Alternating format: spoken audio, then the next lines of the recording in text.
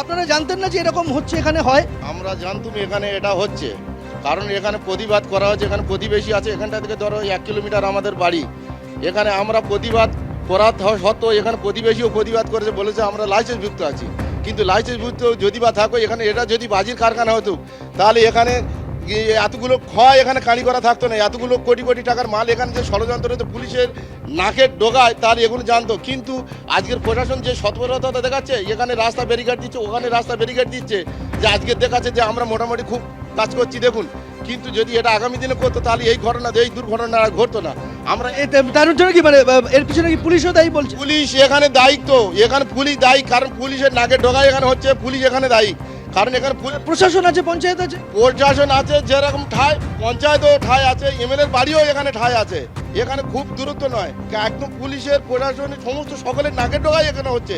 কিন্তু সকলে যদি বা মনে করতো যে এখানে অবৈধভাবে এখানে হচ্ছে, হতে পারতো না। কিন্তু এরা সমস্ত সব কিছু জানা সত্ত্বেও এটা হচ্ছে। কিন্তু যে ঘর বাড়ি ভেঙে গেছে, এগুলো সমস্ত সব পাওয়া যাবে। কিন্তু এই যে জীবনগুলো, এই ফ্যামিলি পুরো সেট হয়ে গেল, এই ফ্যামিলি দায়িত্বটা কে নেবে? আর এই প্রশাসন এই দায়িত্বটা আজকে দেখাচ্ছে যে মোটামুটি আমরা সজাগ আছি। কিন্তু এগুলো পরে কোন কি হবে, এইগুলো জীবনগুলো কে ফিরিয়ে দেবে?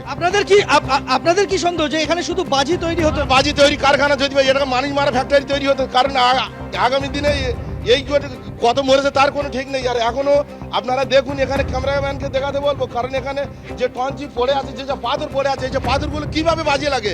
বাজি তো লাগে না, এসব পাথর লাগে বাজি এসব মানিস মারার জন্য লাগে। সেই জন্য এখানে তৈরি করেছে। আমরা বলবো এখানে বাজির কোনো কারখানা নয়, এখানে মানিস মারা ফ্যাক্টরি করেছে এই মানিস মারার জন্য। সেই জন্য মানুষগুলো মরেছে, এই জন্য পুরো সরকার।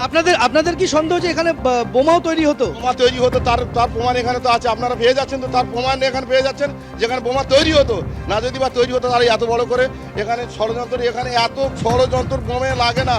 কারণ ছেলেরা পটকা ভাড়ায় আমরা দেখেছি দোকানে, কিন্তু এত লাগে না। কিন্তু এখানে আপনারা তো এসে দেখছেন পরিস্থিতিটা কি এখন। এখানে মানুষ মারার জন্য এগুলো পরিস্থিতি তৈরি হয়ে গেছে। 6-7 বছর কি হয়?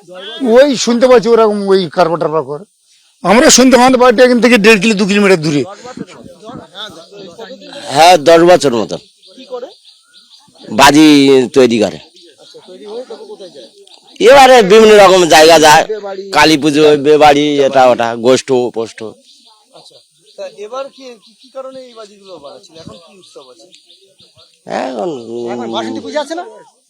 বাসন্তী পূজা আছে। তা এই গ্রামের মধ্যে একটা বাজির কারখানা এরকম রয়েছে, সকলের বাড়ির সামনে, কেউ আপত্তি করেনি? আপত্তি করলে কি হবে? এখন ইয়ে তো লাইসেন্স ভুক্ত হয়ে গেছে।